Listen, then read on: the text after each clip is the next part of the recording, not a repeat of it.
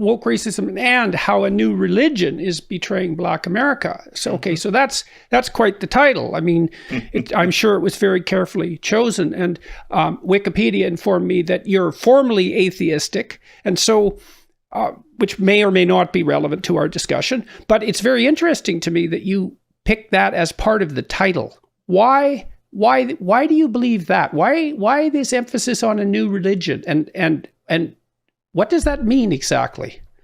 Well, we're at a point where the kinds of beliefs that I'm talking about Black people, are no longer held as an opinion. It's at the point where a certain kind of person lives these beliefs in a way that is so impervious to any kind of reasonable discussion that you start to notice that it really is a matter of religion, in the sense particularly of Abrahamic religions, rather than opinion. And there are all sorts of things. So what's the difference between religious belief and mere opinion in your estimation? It is that many religions require that at a certain point you suspend disbelief and stop relying on conventional ratiocination and logic. There's a point at which you're supposed to have faith and believe in miracles of some sort. And it's at the point where, when it comes to race, there are things that one is supposed to insist on and believe, regardless of whether they correspond to reality or even any sense of justice. One in Christianity is supposed to be dedicated to showing that you have faith in Jesus. Within the religion that I'm talking about, the cardinal point is that you show that you know that racism exists, just that you know that it exists. Now, what you're going to do about it is irrelevant. Whether or not what you're showing actually is racism is irrelevant. The fact is that you knew you were supposed to be looking for it. And only that imperative, as ding-dong as it sounds, explains a lot of the things that we've seen, especially lately. There was a real jump in the rails after summer 2020, but even before that. And it means that a lot of people look at what goes on with the race scene in the United States. And I know to an extent, there is that in Canada too. Whenever you see these sorts of things happening and you see brilliant people making arguments that don't make any sense and utterly despising those who disagree with them as if they were heretics, word chosen deliberately, it's because what we're seeing, even though these are people who are usually very secular in their self-conception, it's a religion. This is exactly the kind of person who sent Galileo into exile a very, very long time ago. And the people back then often didn't think of themselves as religious. It was just considered truth. We're faced with that same kind of thought, even if the word isn't applied.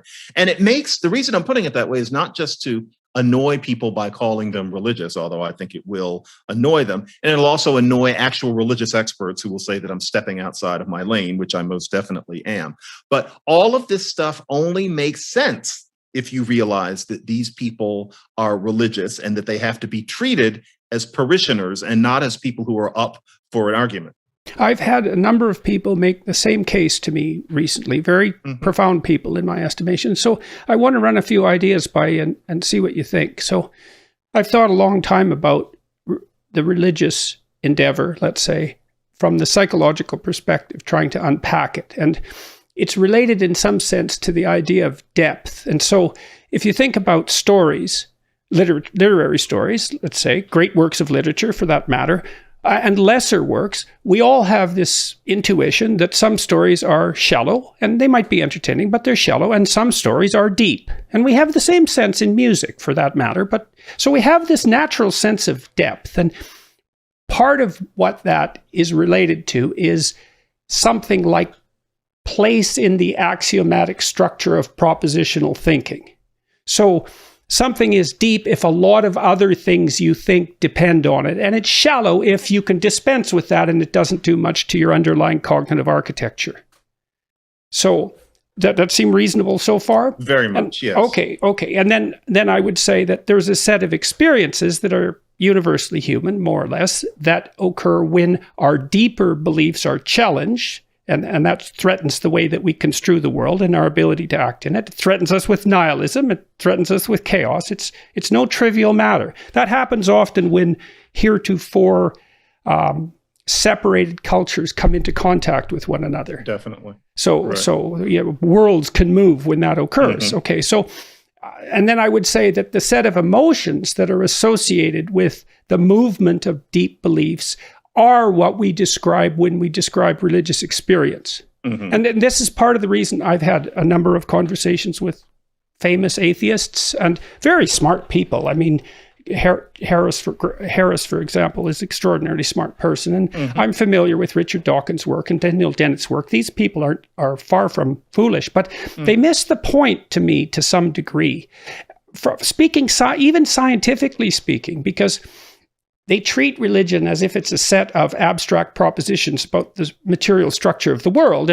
And that's usually how the argument with religious people is framed, and they're often foolish enough to accept that initial framing. But there's a lot of phenomena that fall into the religious domain that have nothing to do with propositional truth. I mean, we already had a conversation about music, and music has often been used across many cultures for sacred purposes. And part of the reason for that is the emotional state that it's capable of invoking, which is something like awe at the deepest level, and also its ability to unite people in harmony, let's say, and in dance and all of that. And so there's no escaping the reality of the religious instinct. And here's the point I'm trying to make with all that to some degree. So imagine this, think about this for a second. So there's this statement in the New Testament that we should render unto God what is God's and unto Caesar what is Caesar's. And you'd be hard pressed to find a single statement ever uttered by anyone that had a more remarkable effect on the development of political systems.